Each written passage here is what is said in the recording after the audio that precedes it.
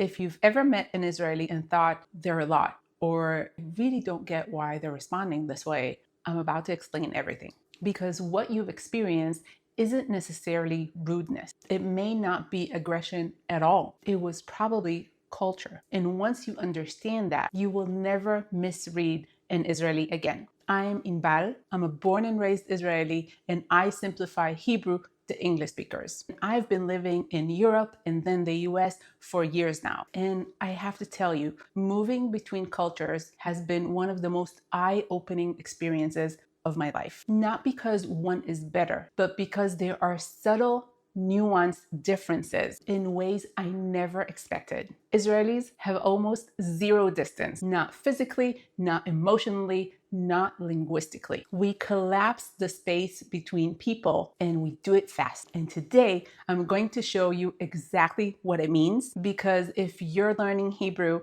if you have Israeli friends, family, loved ones, or if you're planning to go to Israel, this will change everything for you.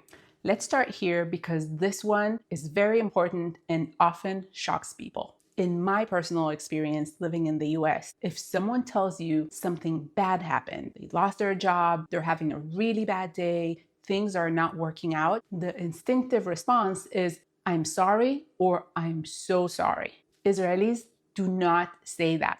Not because we're not sorry, but because culturally, this specific response feels a little disconnected to us. Let me show you how. If an Israeli tells you that they just lost their job and you respond with, oh, I'm so sorry, they might actually look at you and say, why? It's not your fault. That is how the Israeli brain works, linguistically, in this context. So what would we say instead? And what should you say to Israelis when sharing about something bad that happened or is happening? Here, I want to split it into two scenarios. The first is something tough, but not devastating. A bad day, catching a cold, things are not going perfectly. Depending on the age of the speaker, a very common response would be, Eze basa.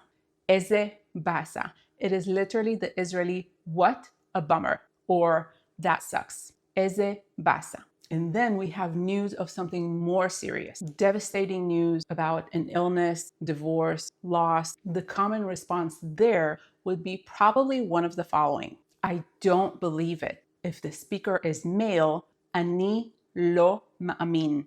I don't believe it. If the speaker is female, ani lo ma'amina. The intonation would be, for a male, ani lo ma'amin. It is not ani lo ma'amin. It is devastated intonation, ani lo ma'amin. And for a female, ani lo ma'amina. Again, devastated intonation. Another common response would be the Hebrew version of no way. Lo nachon. It means not true, incorrect, and in this context, no way. Lo nachon, ani lo ma'amina. You can combine the two. The next one conveys no way by using the word for stop or enough. It is die.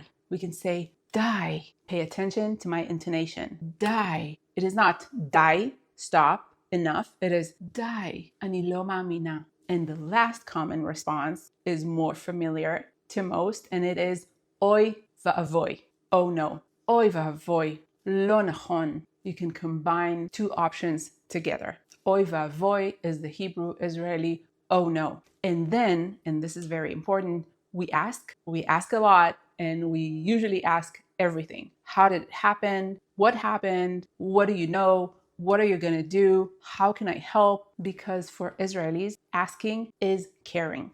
A very short response, or just I'm sorry or I'm so sorry, may actually feel a little cold to us, like you're keeping your distance. And distance, this is an important one, good or bad, is not something we do.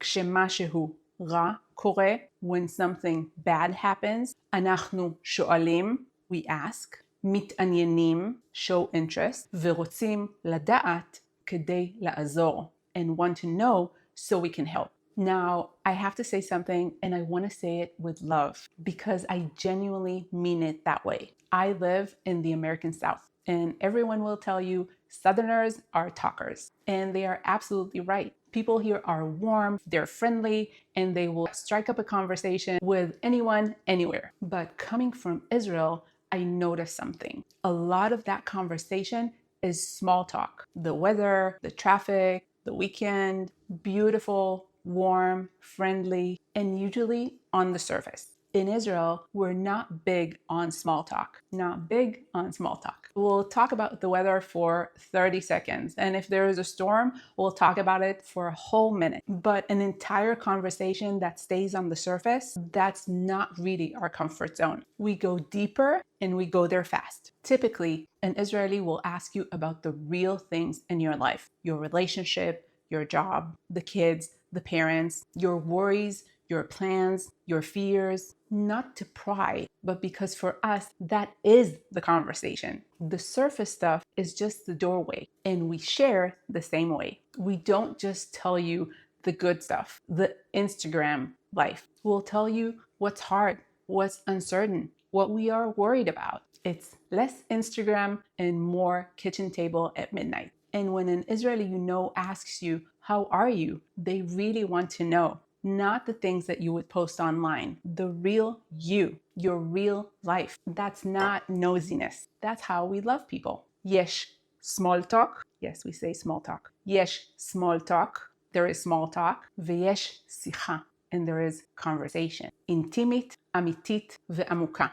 Intimate, real, and deep. Now, this one, I want you to really hear this. If you're talking to an Israeli and they interrupt you, there's a very good chance that it's a form of their engagement with what you're saying. It means that what you're saying is so interesting, so alive to us that we cannot wait. We have something to say right now, and holding it back, maybe it won't be relevant anymore, or it will actually feel dishonest, especially if we're giving you our response the second you finish talking or the second we thought you finished talking, because we just can't wait. And yes, Israelis are not patient talkers. We're fast, we're passionate, and we're in it with you. And the interruptions are usually proof of that, alongside the other cues that we will talk about next. In Israel, there is rarely a Mr. or a Mrs. anything. Your teacher, your boss, your client, first names almost always. One very common exception is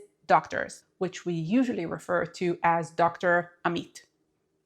Last names create distance, and as I said, distance is not really our thing, but it goes even further than that. When an Israeli likes you, when you're in, there is a very good chance they'll stop using your name altogether. None of my friends or family call me Inbal at all. They call me Inbali, Inbi, Bal, Buli, Balbal, etc. And between women, especially girlfriends, you will hear mostly the following: Mami, Motek, Buba, Bubi, Nishama, Ova. These are all signals. They mean you are my person. You are close enough that your name feels too formal. And what about the guys? Well, it's just a little bit different. Same signal, different delivery. There's a lot of achi, bro, my brother, achi, and shifting the syllable that is stressed in your name, like Adi instead of Adi, David instead of David, Sagi instead of Sagi. Same idea. You're in, you're my person, we are this close. Next one, I want to be super honest about, because this one is a complicated one for me personally, and I will explain. Israelis typically do not smile at strangers. Walking down the street, standing in line, don't expect a smile, and usually not a good morning. It's just not the norm. Coming from Israel and living in Europe and then in the US, in South Carolina, where people smile all the time, say good day, good morning, good afternoon, I have to say, I love that. But here's what's fascinating about the Israeli way. The moment you have a good interaction with someone, and by someone I mean a stranger, even a short one, they can drop their guard completely so fast that by the end of a 10-minute conversation with a stranger, they will invite you to their event, tell you where they work, ask you if you want to grab a coffee, or invite you to their house. We don't warm up slowly. We go from zero to completely open in a heartbeat. So no smile at first, but once you're in, and you can be in a second, you're all in. אנחנו לא מחייכים לזרים. we don't smile at strangers. but, אנחנו הופכים מזרים לחברים בשנייה. But we switch from strangers to friends in a second. I have a love-hate relationship with this one, and I cannot wait to hear what you think about it.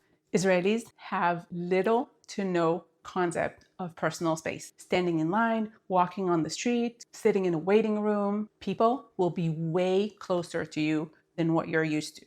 They may not notice, they may not care, and it may very well feel like they don't mind if they bother you or disturb you with that.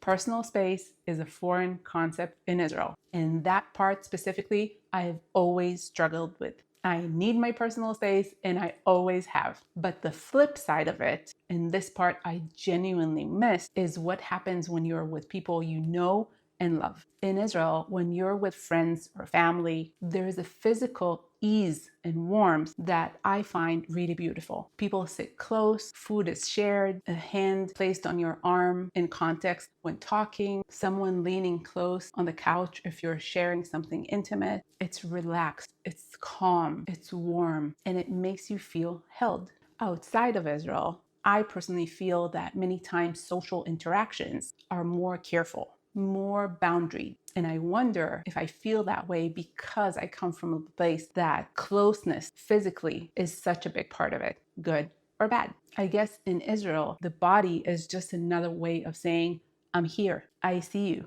I'm with you, you're not alone. You either love it or hate it. מרחב אישי לא קיים בישראל. Personal space does not exist in Israel. And why am I telling you all of this? Because culture and language are inseparable. Understanding the people behind the language can change everything in your journey to connect with the people and the culture. And that is exactly how I teach Hebrew. Not just grammar and vocabulary, but the full picture. How Israelis think, how we react, how we show up, how we sound, and why do we say and do the things that we say and do. Because that is what makes the difference between knowing grammar and vocabulary and actually connecting in Hebrew. So if you're ready to learn Hebrew the way it was meant to be learned, I invite you to come learn with me. I have 2 programs. You can take one or both based on your goals, and they are all you need to read and write modern and biblical Hebrew, speak and understand Hebrew, or both. All the links are in the description, so go check them out. Subscribe to my channel if you haven't already. Hit the little bell so you will never miss a new Hebrew lesson and video. Hit like if you found this video valuable, and share it with someone you know who would love it just as much as you did. Thank you so much. Toda rabba. And I will see you in the next video. נתראה בסרטון הבא.